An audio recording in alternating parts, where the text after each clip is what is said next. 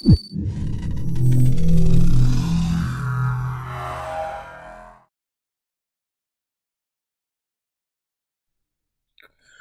to the Wrestling Replay. It's CATO here with your WWE Smackdown Replay of the Week. Now, we had a really good episode of Smackdown. We really got to see some drama really kick off and storylines really get put in place. That's what I love to see. But more importantly, thank you all for being here with me on your Memorial Day weekend. I hope you are enjoying yourself, having a good weekend, got some good things planned with your friends and family. But let's go ahead and jump into SmackDown and what we have going on. Now, to kick off the show, we kicked off the show with our main event to me, and that was the Street Profits going against the Usos.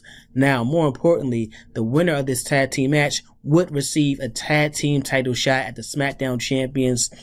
Now, this was big match implications. The Usos looked great, seeing as though they have not been teaming with each other in the past year. It has been a whole calendar year since these guys teamed together, and the chemistry was right back to where it was prior to.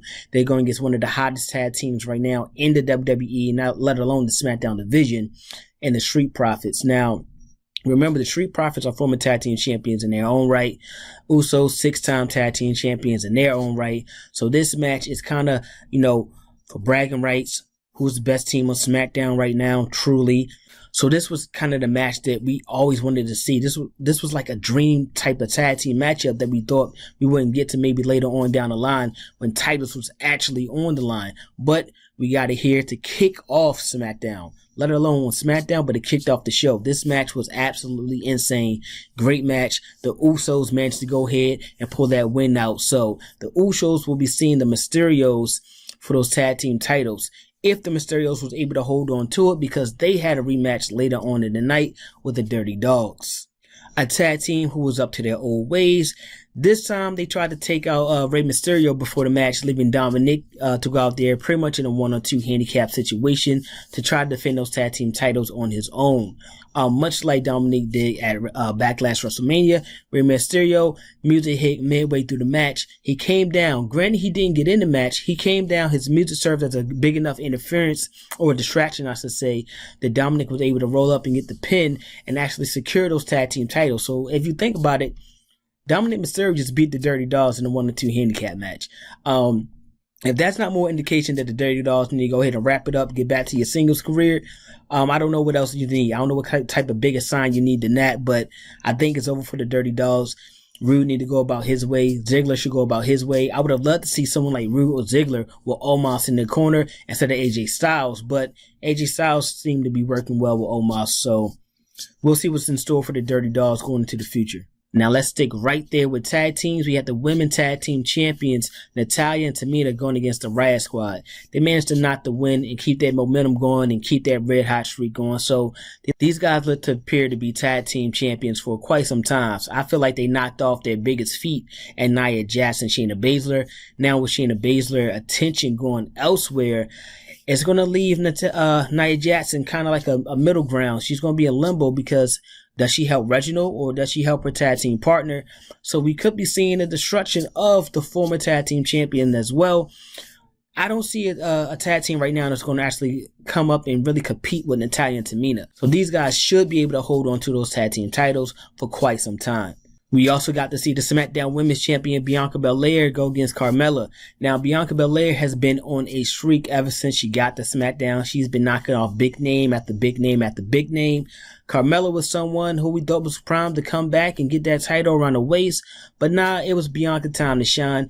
Bianca, she defeated Carmella here tonight again with Bayley actually at commentary talking about how she's won another rematch. And I think that's going to happen. She's going to get a rematch again against Bianca Belair. So I'm looking forward to that because that was actually a really good match. So these two, more chemistry, more time to work on, what they want to do inside the ring. It should be even better match than it was last time out. We also seen Shinsuke defeat Chad Gable. More importantly, after the match with King Corbin, it looked like that feud is not over yet. It looked like Corbin and Shinsuke will be still going at it for quite some time. Hopefully they can go and wrap it up at the next pay-per-view and let Shinsuke move on to something bigger and better, or let Corbin move on to something bigger or better, because this is a feud where I feel like it's just two guys who were just in limbo and wasn't doing much on the SmackDown roster, and they just decided to go here and pair them up and put them in a short feud together just to get some entertainment value out of it. I'm not mad at it. This haven't been bad matches, but I just wish it was more, indication on where their careers is going next versus just Shinsuke beating up King Corbin for a crown. You know what I'm saying? We also got to see, now we move on to Kevin Owens versus Apollo Crews.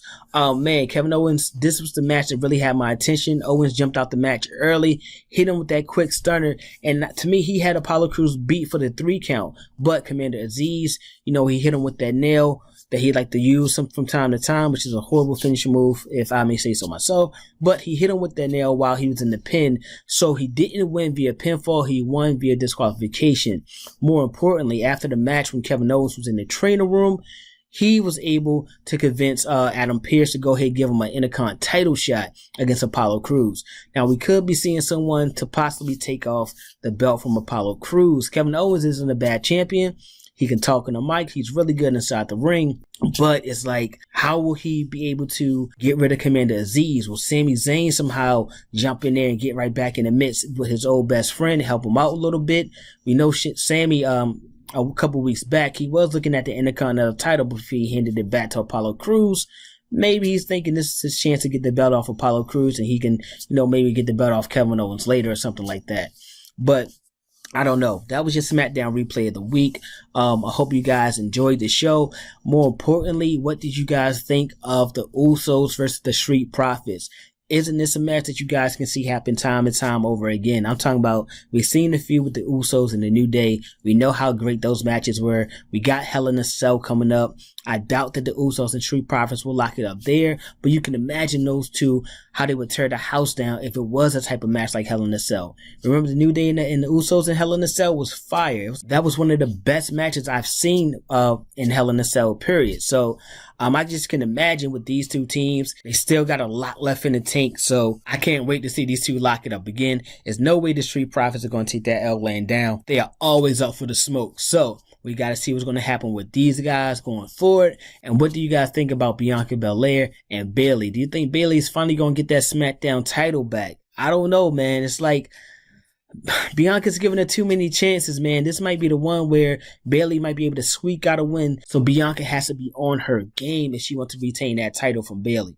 So let me know what you guys think in the comment section on the DMs, either or. Make sure you're following at The Wrestling Replay on Instagram and hit that like, subscribe, and turn on your notifications so anytime we drop a video, you guys be the first ones to see it, alright? I'm CATO, signing out. Peace.